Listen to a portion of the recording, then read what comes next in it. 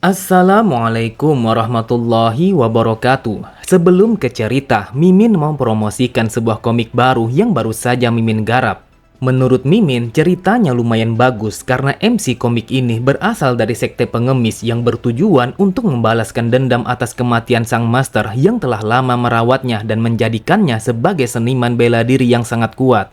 Jadi, kalau kalian ada yang penasaran dengan ceritanya, kalian langsung saja menuju playlist yang ada di halaman channel ini untuk memulainya dari part 1. Oke semua, tanpa basa-basi lebih jauh, mari kita masuk di part 53. Cerita dimulai pada istana sang raja demonik. Terdengar Gogu yang memberikan laporan kepada sang raja setelah ia kembali dari kediaman keluarga Gyeoksa. Sambil menuangkan minuman kesukaannya, sang raja berkata, "Tampaknya bukan itu saja yang ingin kau sampaikan kepadaku." Gogu pun kembali menjelaskan secara detail apa saja yang ia lihat setelah ia bersama pasukan burung hitam telah sampai pada kediaman Gyeoksa. Lalu di akhir perkataannya, Gogu mengatakan bahwa Soryang, tuan muda ketiga, telah mencapai ranah ultimate demonik. Mendapatkan sebuah laporan tentang ranah yang dicapai oleh muridnya, sang raja hanya bersikap santai. Ia berkata, "Aku mengerti akan hal itu karena 10 hari yang lalu pavilion penghakiman telah memintaku untuk ke sana, dan di sana dia telah memberitahuku tentang putra ketiga." Mendengar itu, wajahnya menjadi pucat dan berkeringat dingin. Ia tidak menyangka kalau sang raja telah mengetahui kalau putra ketiga telah mencapai ranah yang sangat ekstrim. Kemudian sang raja berkata, "Sudah berapa lama sejak kau berada di dalam kultus demonik dan sudah berapa lama kau bertanggung jawab atas aula hukum pidana?"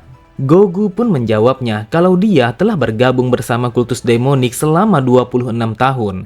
Lalu dia juga sudah 10 tahun menjabat sebagai sang kepala aula hukum pidana. Sang raja kembali berkata, "Aku pernah sekali mengunjungi aula hukum pidana, dan berkat dirimulah penjara itu saat ini telah menjadi sebuah benteng bawah tanah yang sangat kokoh."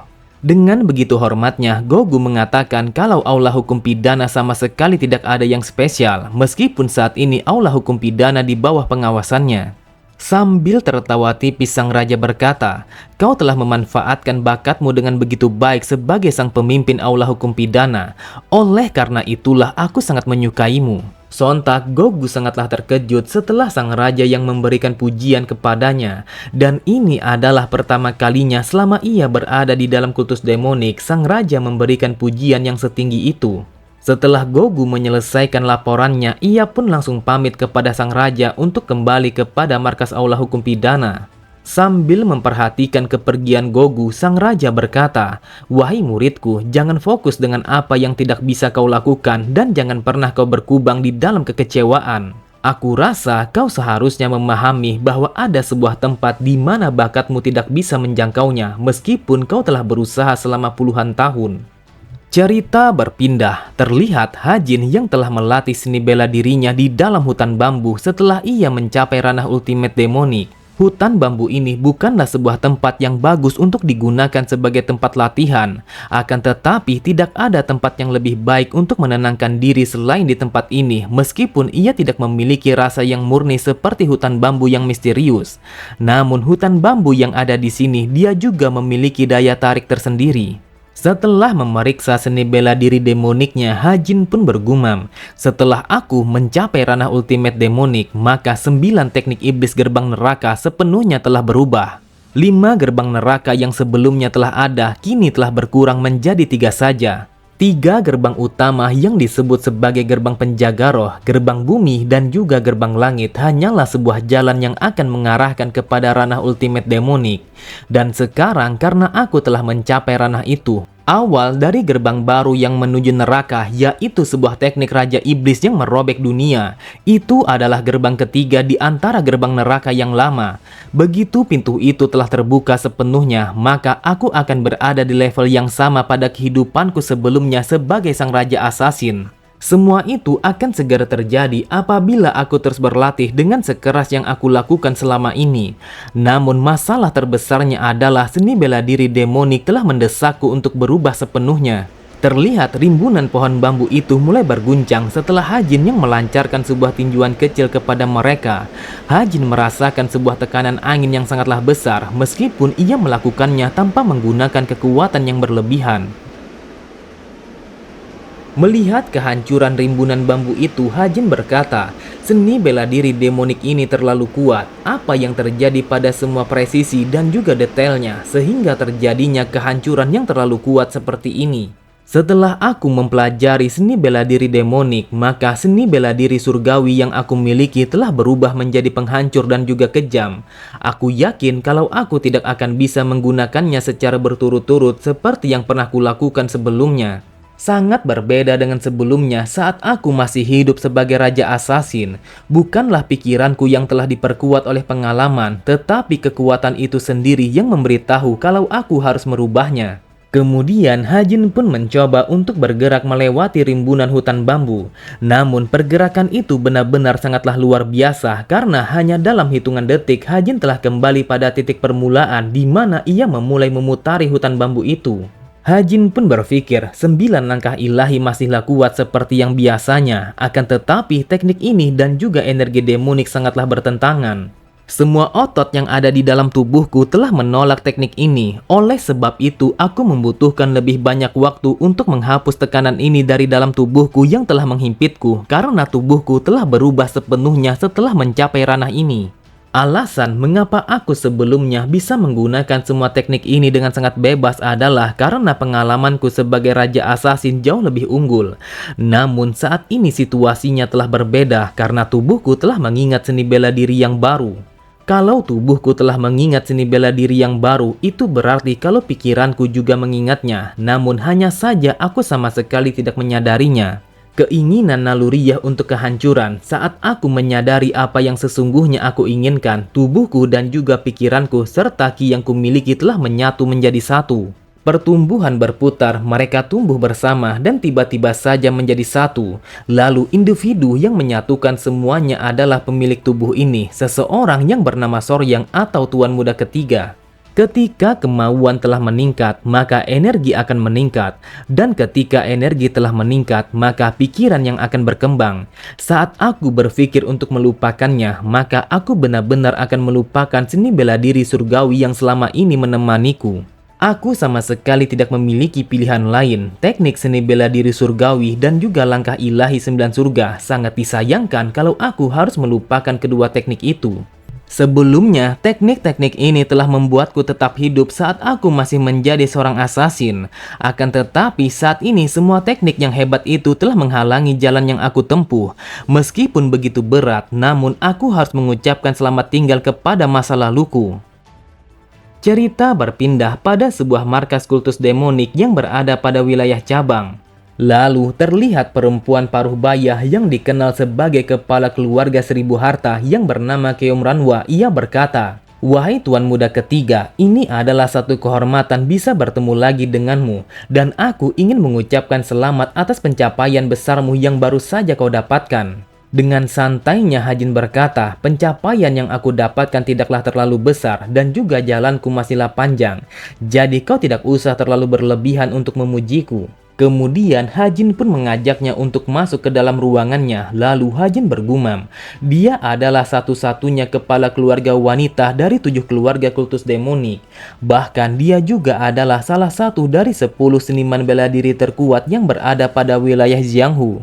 Aku yakin kalau dia pastinya memiliki sebuah alasan untuk menemuiku karena dia datang ke sini setelah kami menyelesaikan infeksinya. Hajin berkata, "Bolehkah aku tahu kenapa kau datang ke tempat ini dengan ditemani oleh orang sebodoh dia?" Ranwa pun berkata, "Aku telah mendengar bahwa keluarga Joksa telah dihancurkan dan aku tidak bisa pergi untuk melihat kondisi mereka." Saat mendengar Hajin yang mengatakan kalau dia adalah orang yang sangat royal, Ranwa kembali berkata, "Bagaimanapun juga kami adalah sesama keluarga dari 7 keluarga kultus demonik, jadi sudah sewajarnya kalau kami akan saling membantu. Tetapi aku telah mendengar sebuah kabar kalau kau telah mengambil alih keluarga Joksa. Jadi apakah benar dengan apa yang dikatakan oleh rumor itu?" Hajin berkata, "Meskipun aku telah mengambil alih keluarga Joksa, akan tetapi orang-orang dari Istana Pedang yang telah menghancurkan keluarga Joksa." Lalu Hajin pun berpikir, dia langsung berterus terang kepadaku.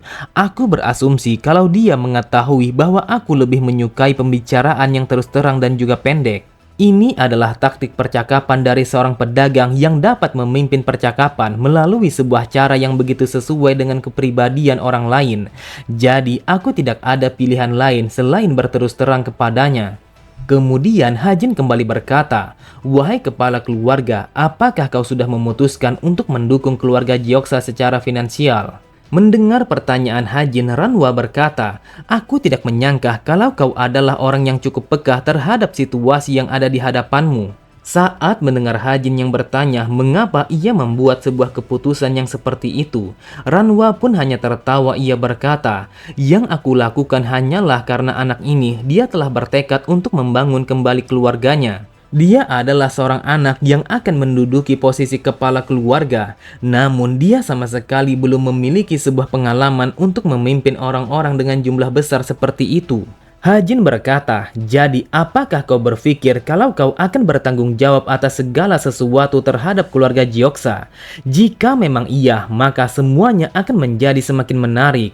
Dengan tatapan mata yang penuh percaya diri, Hajin melanjutkan kata-katanya, "Bagaimanapun juga, sebelumnya aku berpikir akan mengambil alih apa yang tersisa dari keluarga Jioksa. Tetapi jika kau telah bertanggung jawab untuk mengurusnya, maka aku akan mengambil alih lebih dari yang tersisa." Pada sisi yang lain, terlihat Jong Risan dan juga Ma Dongpil telah berjaga di luar ruangan pertemuan itu.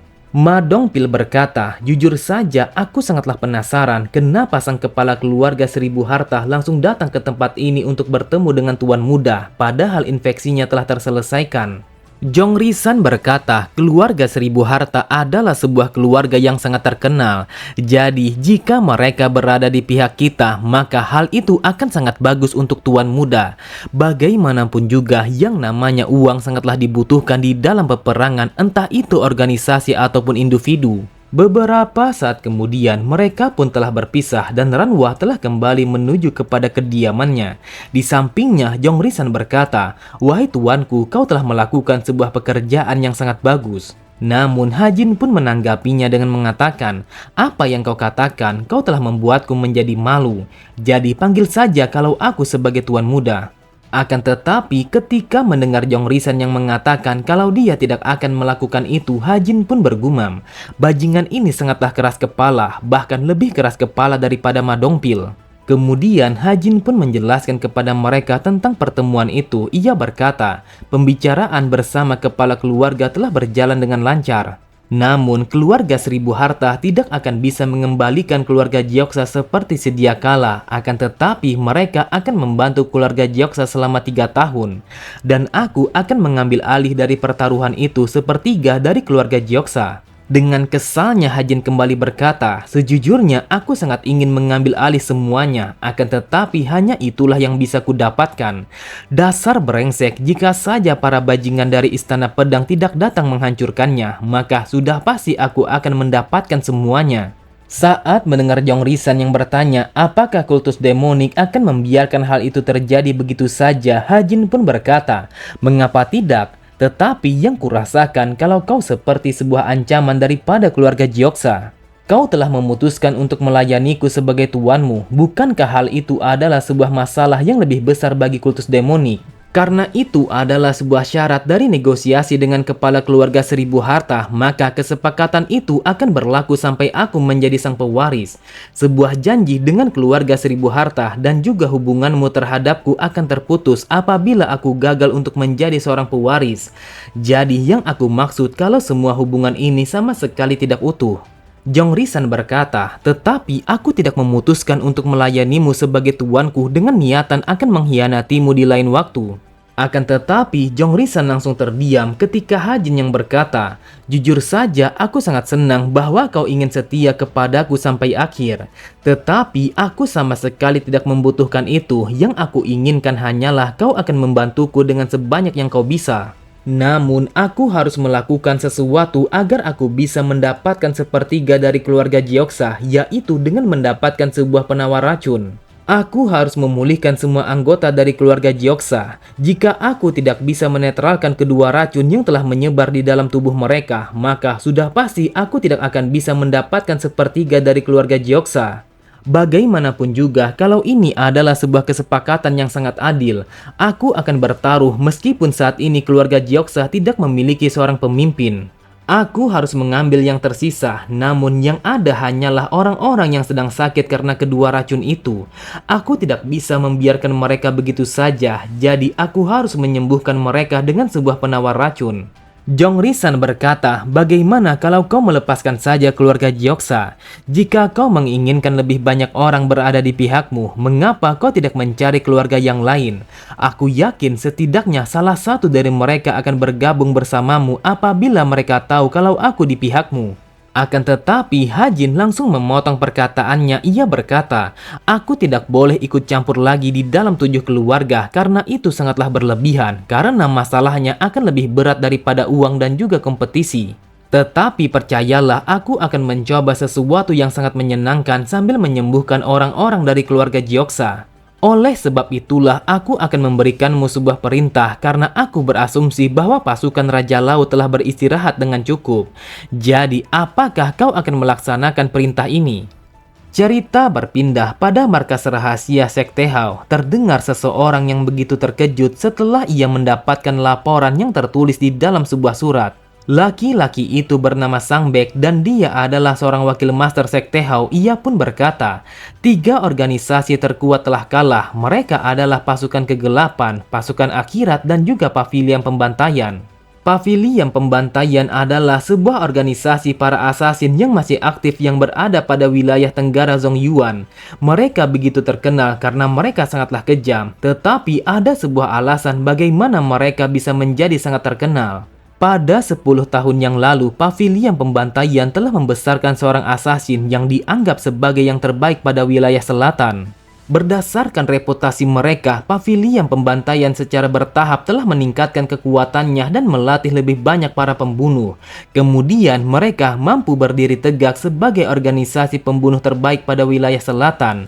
Dan karena latar belakang inilah yang membuat mereka menjadi terkenal sebagai organisasi pembunuh yang sangat kuat. Tetapi aku tidak percaya kenapa organisasi pembunuh yang sekuat itu telah dikalahkan hanya dalam waktu 1 malam.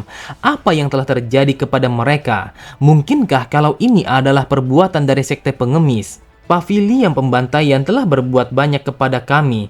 Kalau mereka telah dimusnahkan, kemungkinan besar kalau ini adalah perbuatan dari sekte pengemis karena mereka sangat benci kepada kami. Dengan kesalnya Sang Baek berkata, dasar brengsek, kita telah menghabiskan ribuan yang kepada Pavilion Pembantaian. Dan jika mereka telah dimusnahkan, maka kita akan mengalami kerugian yang sangat banyak. Kemudian matanya terbelalak ketika ia teringat akan sesuatu. Lalu ia pun meminta kepada anggotanya untuk membawakan sebuah daftar tentang organisasi pembunuh yang telah menghadiri pengejaran darah sang raja yang terjadi pada 2 tahun yang lalu. Beberapa saat kemudian, ia pun memeriksa satu persatu nama-nama dari organisasi pembunuh yang telah menghadiri pengejaran darah sang raja. Ia pun berkata, sudah aku duga sama seperti yang telah aku pikirkan.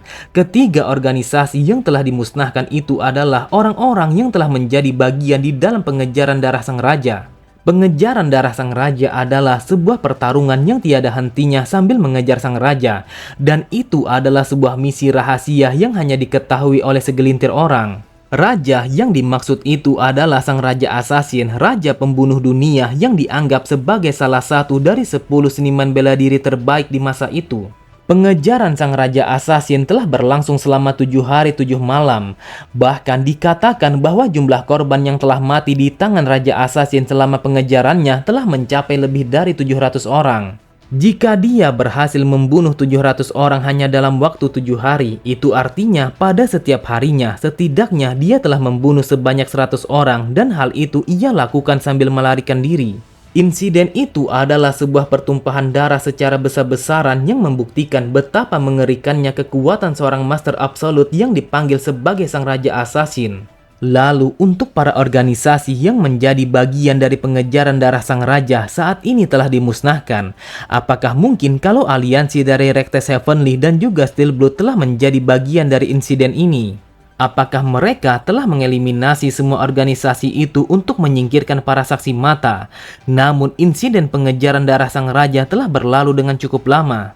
Hal ini sangatlah tidak masuk akal, bahkan pengaruh kultus demonik pada dasarnya sangatlah kuat pada wilayah selatan. Tetapi akan sangat sulit untuk mengirimkan jumlah pasukan ke arah sana untuk melakukan sesuatu yang seperti itu. Menurutku akan lebih masuk akal jika aku berasumsi bahwa sang Raja Assassin telah bangkit kembali dan melakukan balas dendam. Ketika Sang Bek telah bergelut dengan pikirannya, tiba-tiba saja ia telah dikejutkan oleh anggotanya yang berlari sambil membawakan sebuah berita yang sangat darurat. Seketika itu juga Sang Bek sangatlah terkejut setelah ia membaca isi dari surat itu. Di dalam surat itu dijelaskan bahwa pasukan dari kultus demonik telah melakukan sebuah penyerangan, dan mereka mengatakan bahwa sang pemimpin dari pasukan kultus demonik yang melakukan penyerangan itu adalah salah satu dari 7 keluarga kultus demonik. Terlihat wajahnya telah dipenuhi oleh butiran keringat dingin, bahkan tanpa ia sadari jantungnya telah berdetak dengan sangat kencang. Ia pun berkata, apakah ini adalah perbuatan dari kultus demonik? Akan tetapi mereka berdua sangatlah terkejut ketika Hajin yang mengatakan bahwa pembantaian itu adalah perbuatannya. Kemudian Hajin pun melanjutkan kata-katanya, "Sudah aku duga kalau ini adalah markas kalian. Awalnya aku berpikir kalau markas kalian akan bersembunyi pada sebuah lorong atau pada sebuah tempat yang sangat sulit untuk ditemukan. Namun aku tidak menduga kalau kalian telah berdiam pada sebuah lembah yang seperti ini. Tetapi dengarkan aku baik-baik, kalian Sekte Hao mulai dari sekarang harus bekerja sama denganku." Oke semua, cukup sampai di sini dulu pembahasan alur cerita kita. Sampai jumpa di video selanjutnya. Wassalamualaikum warahmatullahi wabarakatuh.